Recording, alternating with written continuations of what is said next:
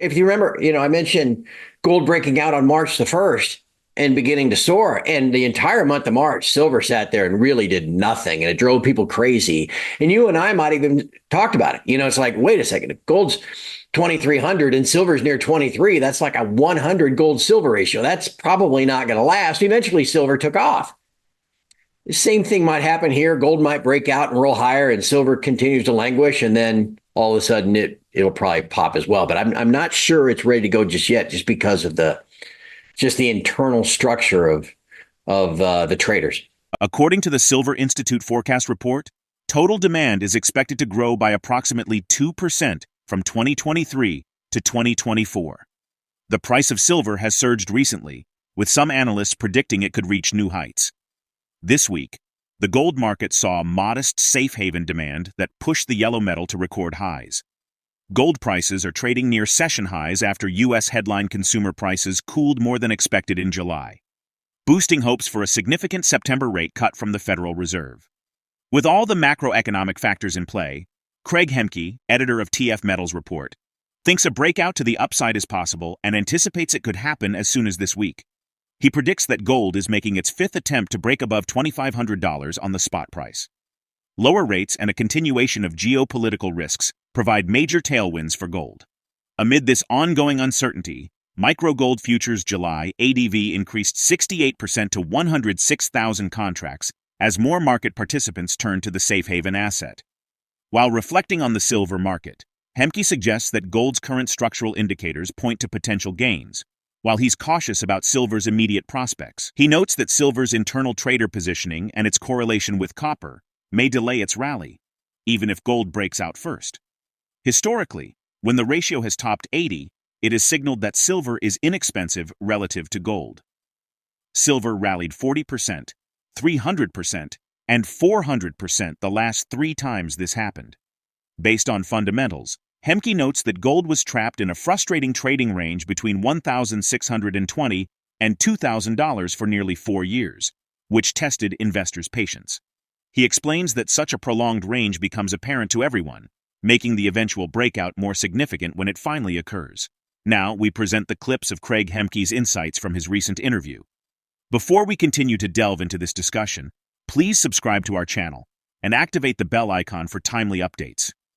Compare what's going on over the last 4 months, what took place for about 4 years. We sat there in a trading range, really kind of defined by about maybe $1,600 and $2,000 from about this time in the year 2020 until about the 1st of March this year. And when you go into a trading range like that for that long of a period of time, it's frustrating as heck. It leaves you kind of pulling your hair out. But what's nice is that everybody can see it. Everybody with even a casual interest in gold or owning, futures or whatever can see that breakout. And so then 2 things happen. You get a bunch of shorts that put sell stops above the breakout level. They're like, okay, if this breaks out to the upside, I got to cover and get out. And you also get a bunch of momentum players that come in because they see the breakout. And what happened back in March, gold went from 2,000 up to 2,100. It finally broke out on the weekly chart on March the 1st, and then it went up $100 the next week. Ultimately, another couple $100 the next 5 weeks is short covering, everybody piling on. That's kind of a little mini version of that is taking place now. Gold went up to about $2,500. On the spot price went up to about $2,450 or $2,460 back in the middle of April. It has since, if you count what's currently happening this week, gone up there now 4 other times. This being now 5th attempt, if you will, to get over, and start making new highs. And we have, again, probably the same setup. You've got shorts looking at that, 25 on the futures or 25.50 and going, boy, if it gets above there, get me out. So that's buying, that short covering. But then you'll also have another round of new spec longs coming in and say, oh, look, it's the next rally. There's a lot of technical indicators that point to about 2650 or 2700, another 5% rally. And that's certainly conceivable. So we'll watch. You like to think it's going to break out to the upside with all the macro stuff that's going on. So we'll watch and we'll wait for it. It may happen this week. Gold, at least, it's kind of neutral. I've been tracking the COT reports for, I don't know, 14 or 15 years now. The report that came out last week had the broad category of large speculators, hedge funds, and the like, about as the same amount net long that they were earlier this summer, that they were back in the springtime, and these were areas from which we had nice rallies. So the way the structure is in gold, I think, is perfectly fine. Even if you want to get into the technical part, you look at something like the relative strength index, which is a measure of momentum. If people aren't familiar with that, think of it as a range from 0 to 100, with 50 kind of neutral right in the middle. Anything above 70 is kind of overbought. People getting too excited. Anything below 30 is oversold. People getting too bearish. Even that right now is about 60. So I don't think between the COT structure, things like, and where gold is versus its moving averages, that it looks like it wants to go higher. Silver, on the other hand, there are some components of its COT structure that just leaves me not anxious, but I'm not sure it's ready to roll higher just yet. And it's getting held back by copper to some extent. It may be a little while before silver. If you remember, I mentioned gold breaking out on March the 1st and beginning to soar. And the entire month of March, silver sat there and really did nothing. And it drove people crazy.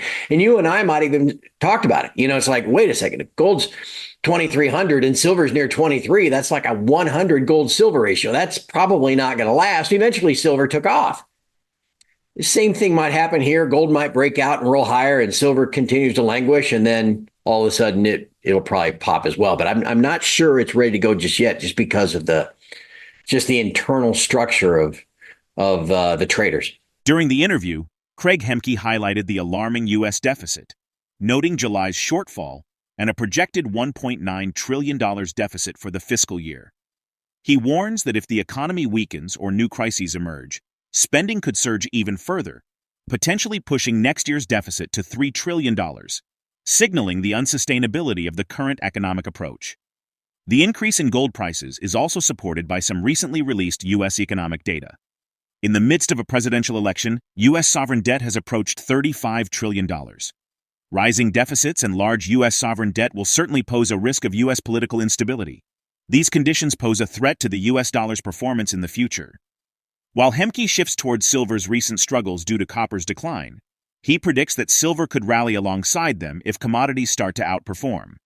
He views the current hedge fund short positioning as a contrarian indicator, similar to past periods that led to strong gains in metals. Let's get back to the interview. For the month of July that we just completed, Elijah, the U.S. federal government ran a deficit of $243.7 billion. I'm not making that up. I'm not pulling that number out of my rear end. That was reported yesterday.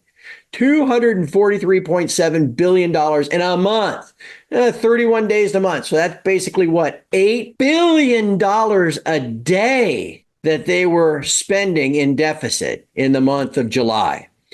Now, the fiscal year of the U.S. government ends on September 30th, so we got 2 months to go. The latest projection is they're going to end up in this year, this fiscal year, at $1.9 trillion in additional deficit spending, new debt. Okay, so we know, we're up over 35 trillion now. We know the interest to service that debt is over $1 trillion a year. And again, 1.9 trillion just this most recent fiscal year, at a time when we allegedly have this robust economy, right? 4% GDP and 3% unemployment rate and all the stuff that's shouted at you by the media. You would think this robust economy would be cranking out all kinds of tax receipts, right, from all the economic growth. What happens when the economy is not so robust? What happened? We're not openly at war with anybody. We might be kind of covertly at war with people, but what happens if there's new war? All these different, what I'm getting at is spending could skyrocket, income could fall in, we might do $3 trillion next year. And so eventually this becomes exponential. And that's the end of this Keynesian experiment. There's a lot behind that, but I think probably the biggest driver is what's going on in other commodities and copper specifically. And the analogy I've used before, or maybe it's a metaphor. Are you an English major, Elijah? Do you know the difference? Anyway, think of it kind of like a teeter-totter. Okay. And on one side of the teeter-totter, you got gold, the monetary metal. On the other side, you got copper, the industrial metal. And silver, I mean, frankly, probably has more in common with copper these days, though there still is investment demand for silver, obviously. But think of silver as kind of a blend of both. And so in that teeter-totter, silver is just right in the middle at the pivot point. If both gold and copper are going up, as we had back in April and into May, then silver's, I mean, no doubt going to go up too. But if gold's going up and copper's going down, silver doesn't really know what to do. And that's kind of what's taking place. Copper peaked out on May the 17th, or maybe it was Monday, May the 20th at 517 a pound, like almost all-time highs or new all-time highs. It's now about $4 a pound. So it's down 20%. What did silver do? Silver peaked out around 33 and now it's 28. So, last week it was 26 and change. So it was down 20%. So it's really being hampered by this, association as a commodity like copper. And, one thing I might add to this, one thing we've been talking about on my site beginning last week, and now I'm going to make sure I address it again here early this week, is there's a report that came out, I think it was Reuters or Bloomberg, did a survey. They looked at all the COT reports, the commitment of traders reports, and saw that hedge funds are net short an entire basket of 20 commodities now. If anything, that's a good contrarian indicator, right? And when we're talking all commodities, we're talking copper and silver and crude oil, and I'm sure all the grains and everything else, right? Well, in that report that Reuters put out, or Bloomberg, whoever it was, they showed a chart of this hedge fund positioning.